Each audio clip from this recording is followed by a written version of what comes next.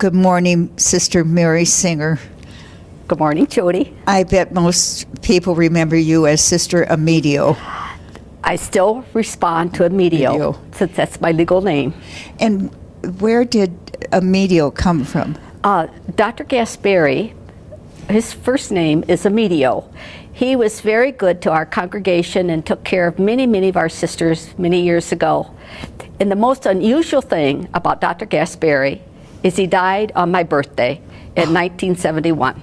Oh, my heavens. That just blows my mind. So did Mother Gerald give you the name? Yes. You didn't ask for it? Oh, I never asked for it. Yes. And you were born Sharon Ann, is that correct? Correct. Correct. And one of how many children? Actually, 11. But I have 5 siblings who are deceased. 4 died as infants, and my youngest sister had a brain tumor at the age of 6, and they gave her a year to 6 months to live, and she lived to be 42. Amazing. Amazing. She was a beautiful, beautiful person. Are the 7 of you all, well, I know one, are the 6 others still living? Oh, living and active. And are you the oldest? No, I'm in the middle. I was in the middle of the living seven, so I'm number 4. That's great. Now, I wonder, every time you walk through Madden Hall, do you think of your grandfather? I do. Not every time, but frequently I do think of my grandfather. Please tell us why. John B. Meyer was one of the carpenters who helped build Madden Hall. And he brought a couple of his sons with him in teaching them carpentry work. And my grandfather passed away before I was born. So I just know from word of mouth that this is what he did. And then he sent his daughters to St. Joseph Academy, at least 2 or 3 of them. And 3 of them became sisters, 2 Mercy sisters and 1 Adrian Dominican. Sister Claricina Meyer is the Adrian Dominican. Oh, my. She also passed away in 1971 at the same time Dr. Gasperi, the first part of October. But you knew her, and you were... Oh, yes, I knew her well, and I helped take care of her when she was at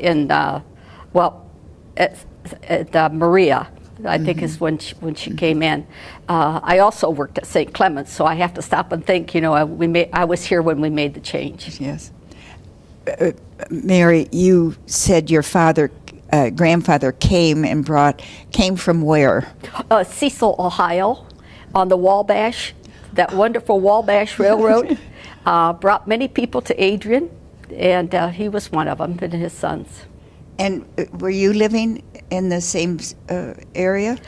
No, we lived quite a ways from where Grandpa Meyer lived. I don't know, it was quite a ways back then, 15, 20 miles. In Defiance, Ohio? No, well, we lived out in the country. Okay. We had a farm, an 80-acre farm that I grew up on. But you're a Buckeye by birth. By birth, yes. Only. I've lived many more years in Michigan than Ohio State, than Ohio.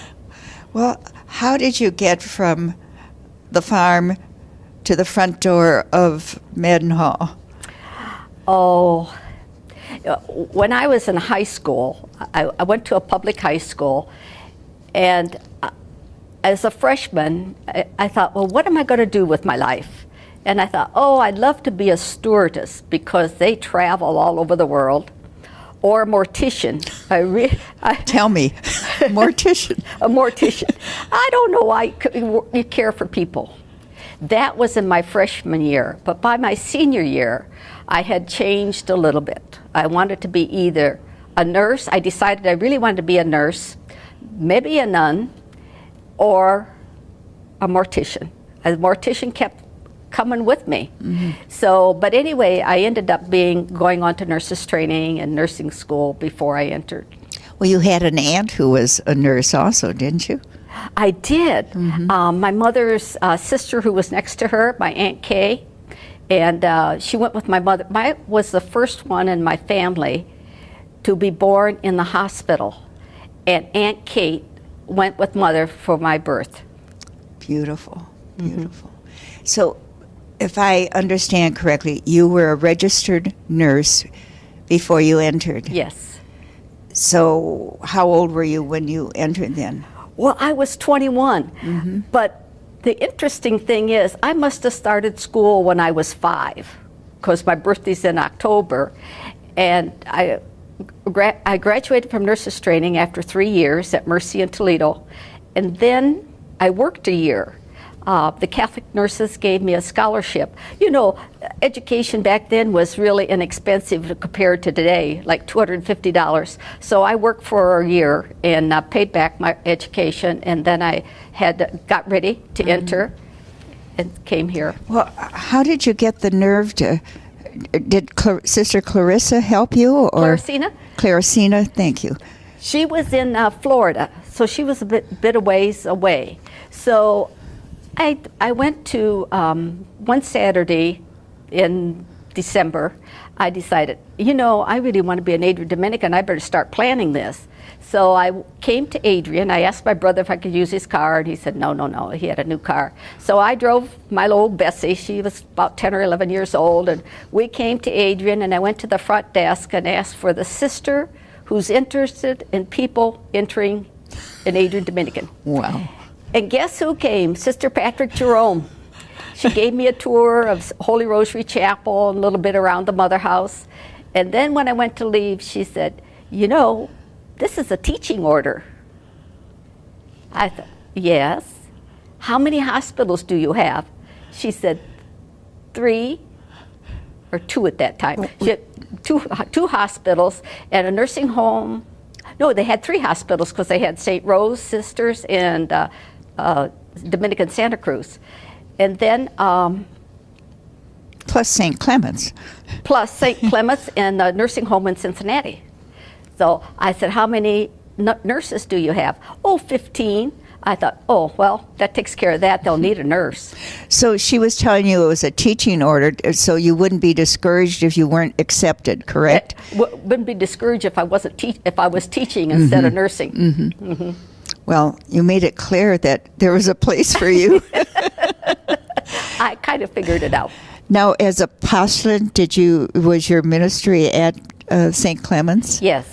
When they started giving posh ministries, I went obediences. Yes. I went to St. Clement's every day to take care of Sister Frederica in the morning and in the evening. Oh, what a gift! It was wonderful. It was a wonderful, and we became very good friends.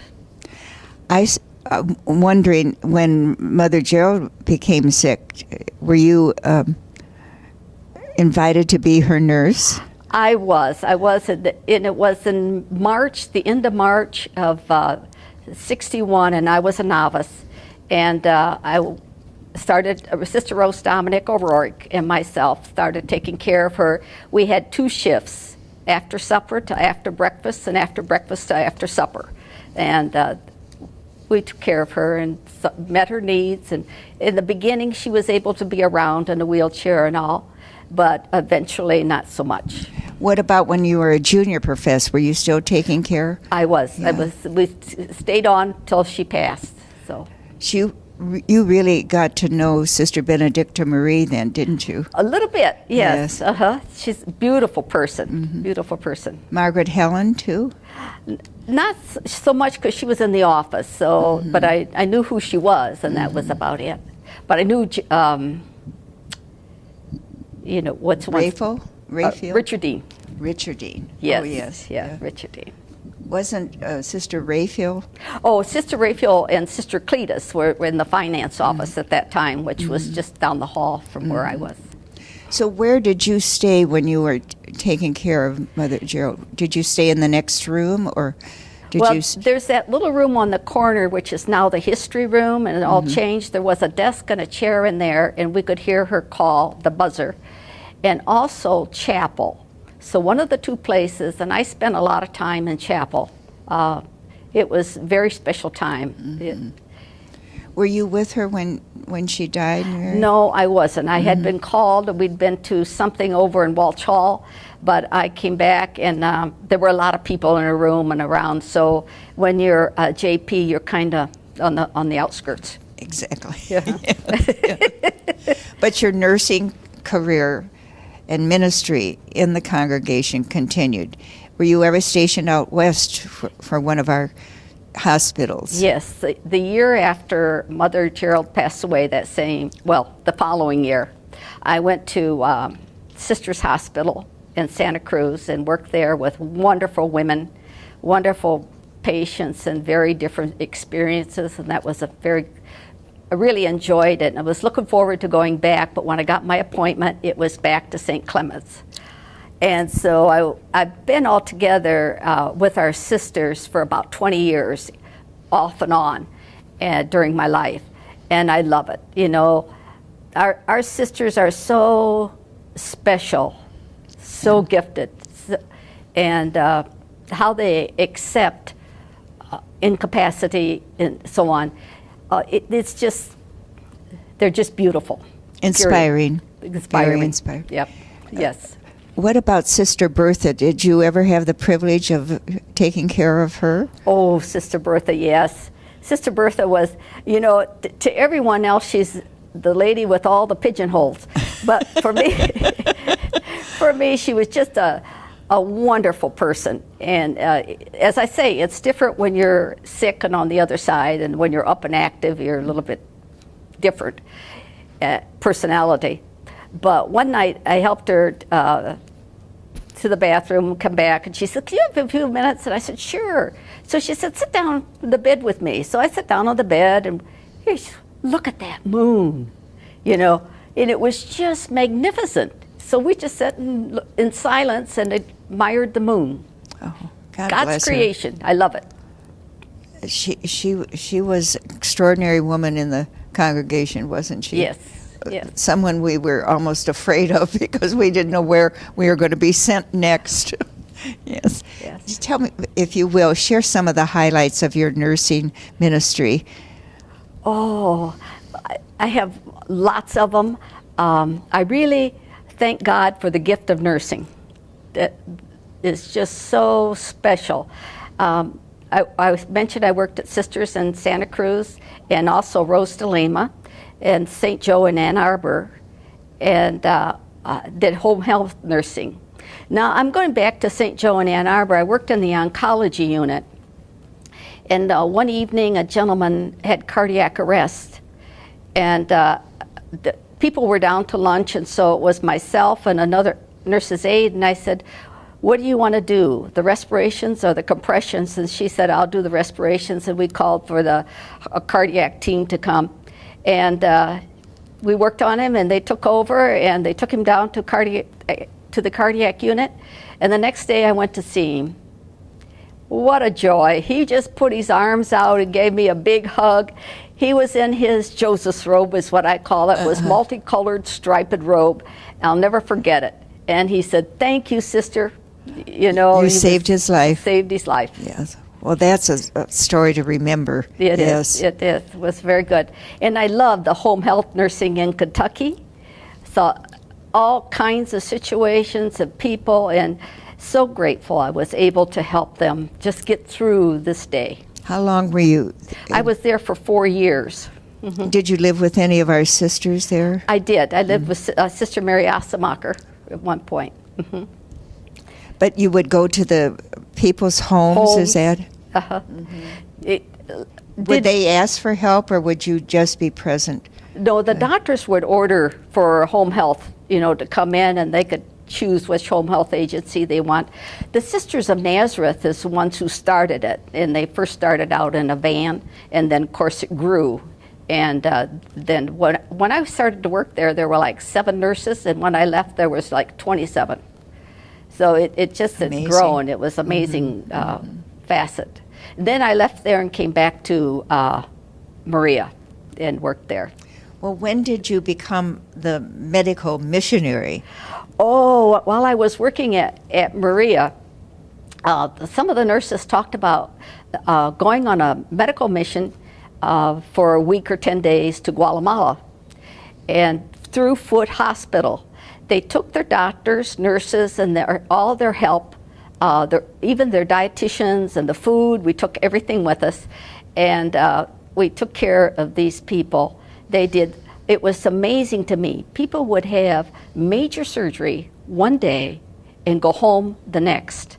I worked in recovery room there and took care of a variety of people. This one lady, they opened and closed her because she was filled with cancer. And we sent her home about 2 or 3 days later. We did keep her a little longer. She was a little elderly.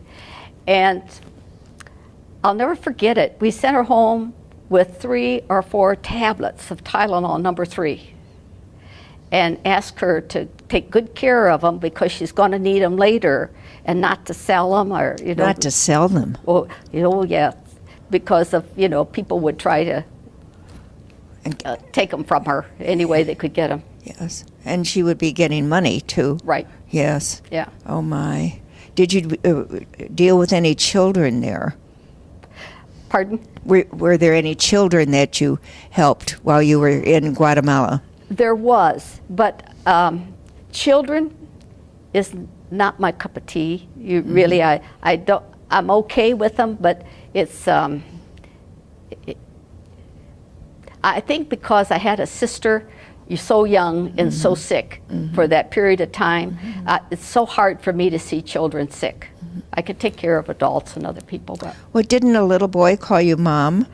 Oh, that boy was that gentleman was older than a little boy. He was like he was like I don't know, 16 or 18 or something like that. Yes, he called me Mom and wanted Mom to take care of him. Yes. When you had taken care of him. I'd taken care of him, and the next morning he wanted to make sure I was there. Now, one of your dreams was to be an air stewardess so you could travel. So did travel come into your life as an Adrian Dominican? It sure did. It's wonderful. I went to Lanza Dominic in the fall of 1991, and it was absolutely a wonderful trip. We saw to be where Dominic walked, and that was just marvelous. And then a part of that trip, we stopped at Lourdes, and we walked in the evening, praying the rosary with candlelight vigil that they have. And then the next day, I met a sister from Springfield, Dominican, and we were both adventurous. So we decided we were going to get a bath from Lourdes. And so we sit in line and waited. They took all the invalids in first, and we thought we were going to miss our bus. And I said, we can stay another 15, 20 minutes, and I have some snacks. We'll be okay. For lunch, we don't have to worry. So we waited. Finally, we got in. We got called, went in. Oh, what an experience. They asked if we wanted to be just to put our feet in, or if we wanted to be immersed in the water. All of me. So I had the bath from Lourdes, and I was just so grateful. Prayed to Mary, to our Lord, and just came out, and I was so surprised I was dry. I didn't need a towel. I just hurried and dressed and took off and caught the bus. Amazing. Mary, it was like being rebaptized or reborn, was it not? Yes. It was just a most memorable, wonderful experience. And where else besides I went with my sisters to Omaramagao. Now, my grandfather, John B. Meyer, came from France, and in 1910, he went back to go to Omaramagao, because that's in Germany. But he went there for the Passion Play. And so a couple of my sisters and myself decided we would like to see this Passion Play put on by the town of the people from Omaramagao. And they did this at first every year because God cured the plague that was going on then. But now it's every 10 years. And so we went then, and my brothers went in 2010. One of them wasn't able to go, but the other one did. But anyway, it was marvelous. And while we were there, we had an afternoon where we had choice. We could go to see a museum, art museum, that had been damaged because of the war, or to Dachau, a concentration camp. Wow. I chose it. And I'll never be the same. And I found out later that was the camp they put many religious in. And that I did not know, yes. that there were religious. Yes. I just read recently about they had a priest who took care of the people there. They needed volunteers when there was an epidemic of typhoid, and eventually he died from that. But he was able to hear confessions and give them last sacraments, and I thought, oh, there's so many wonderful things that went on there through all the disaster. Misery. Yeah. What did you see the crematory? Yes. The ovens, I guess, is what they called them, right? What? Ovens. Ovens, yeah, they called them ovens. And they told us that when we were there, you may be standing on somebody's ashes. Yeah. Ashes, and it was just so heartbreaking. You know, it just got to the core of your heart. Well, what's amazing, besides being an air stewardess and traveling, in a sense, you were a mortician. Yeah. I mean, when you think of how many of even our own women you were with as they entered into eternal life, what a gift. That is a gift, and that is a special gift. And I've just learned recently that not everyone can do that. Not everyone's been given that gift, and I thank God for it. And I'm just so happy to spend time with sisters as they're waiting for the Lord to call. And you continue to do that today. Yes, I do. Yes. Yes. Plus a few other things on the side. Yes. Because I see you going out early in the morning. Now, what is that all about? Is it just for a walk? Oh, I go out for a walk every morning. Yes, it gets the blood going, and it prayer. When I walk, I pray. And at home, I really got my religious life formation from my mother.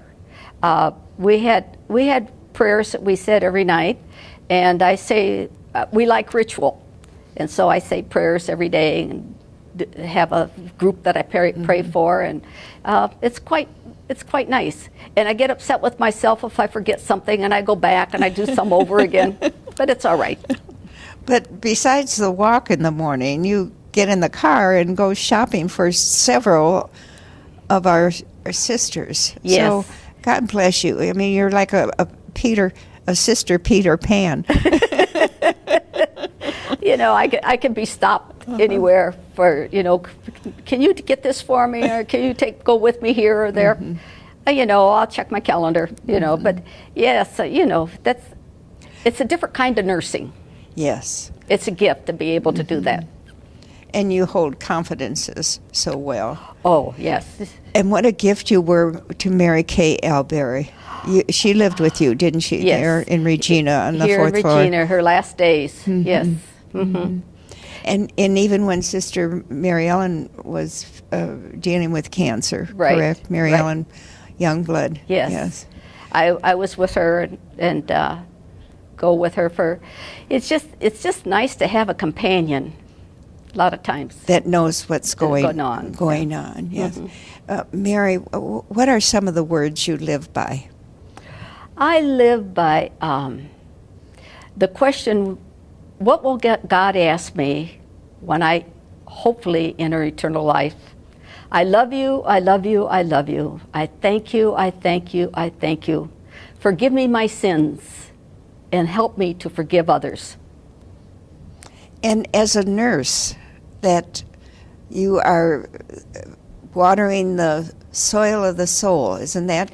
Oh, yes, my soul, yeah. God is my creator, the soil of my soul. The soil of your My soul. soul. Do you share that with your patients or? No, I came across that on a private retreat that I made for myself. And tell me about your life here in the Dominican Lives Center. I'm happiest when I'm doing for others. Beautiful. And I must say, Mary, you are a delight to meet on a daily basis. The constant smile, you warm my heart, so you must warm many other sisters' Thank you. hearts. So God bless you. And for all of your tenderness and mercy and care and compassion that you've given our sisters through the years. You are at this point 78, and what an extraordinary life. Thank you for sharing that with us today. God bless you. You're welcome. Thank you.